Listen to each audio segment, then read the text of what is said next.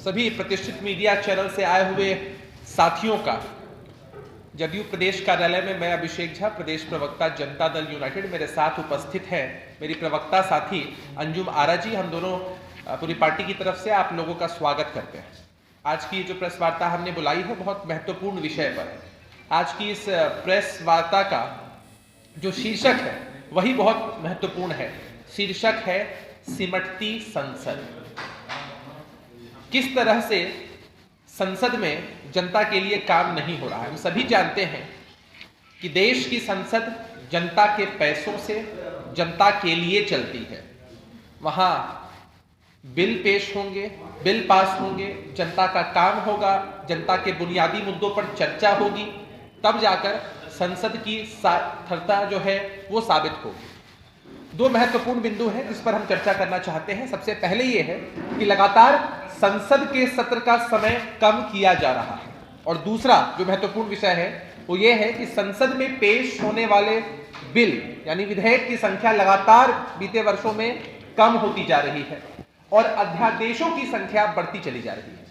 इन दो विषयों पर हम चर्चा करेंगे। जो पहला महत्वपूर्ण विषय है उस पर कुछ पॉइंट्स मैं आपके सामने रखना चाहता हूं। पॉइंट्स सबसे महत्वपूर्ण यही है कि संसद का सत्र अगर लंबा होगा तो विभिन्न मुद्दों पर चर्चा हो पाएगी, बिल पेश हो पाएंगे, पक्ष और विपक्ष के लोग अपनी मंशा जो है उस पर व्यक्त कर पाएंगे, और जब डिस्कशन होगा तो चीजें बेहतर तरीके से बाहर निकल पाएंगी। लेकिन आप लोगों ने देखा है, आप लोग लगातार खबरों को कवर करते हैं कि किस तरह से कल संसद में यह बताया गया कि 23 दिसंबर को ही संसद का सत्र समाप्त किया गया अनिश्चितकालीन के लिए, जबकि यह सत्र 29 दिसंबर तक चलना था और लगभग एक हफ्ते पहले सत्र को समाप्त किया गया। जो कारण दिया गया वो भी बेहद हास्यास्पद था, आपको भी सुनकर आश्चर्य लगेगा।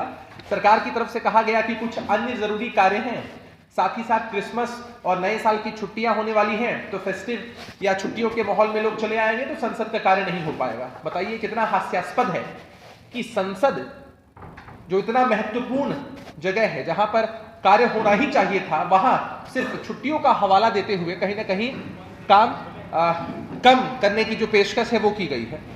जबकि आप लोगों को ध्यान होगा, नहीं ध्यान है तो मैं बता दूं कि वर्ष 2011 की बात करें तो वर्ष 2011 में जो विंटर सेशन था, जो शीतकालीन सत्र था, वो 29 दिसंबर तक चला था, जबकि 8 दिन एक्स्ट्रा चला था। 29 दिसंबर से 8 दिन पहले ही सत्र को समाप्त होना था, लेकिन तब की सरकार कार्य करने के लिए कृत संकल्पित थी, इसलिए 8 दिन ज्यादा शीतकालीन सत्र चला था।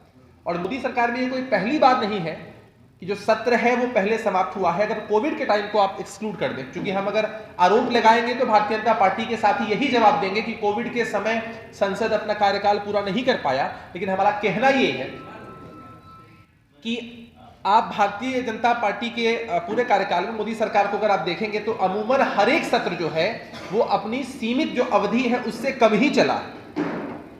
तो कोविड एक एक्सक्यूज उनकी तरफ से हो सकता है, लेकिन ये सच्चाई है कि संसद ने अपना सत्र पूरा नहीं किया और ये लोकतंत्र पर हमला नहीं तो और क्या है।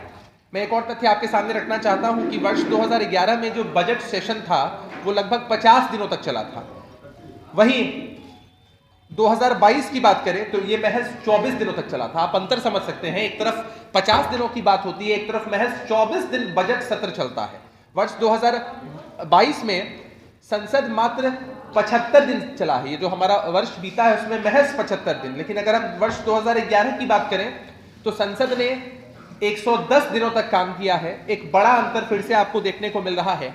अभी जो प्रेस विज्ञप्ति हम देंगे या यहाँ भी हमारे पास टेबल है, इस टेबल में विस्तृत रूप से हमने विभिन्न वर्षों में जो एनडीए का कार्यकाल रहा है उसमें और उसकी तुलना हमने की है यूपीए के कार्यकाल से कि किस तरह से सत्र कब शुरू हुआ, कब खत्म हुआ और खत्म होने की निर्धारित तिथि क्या थी, सत्र कितना पहले खत्म किया गया, कितनी बैठकें हुई और कितने बिल पेश किए गए। इन सारी चीजों की हमने चर्चा की है विस्तृत तरीके से।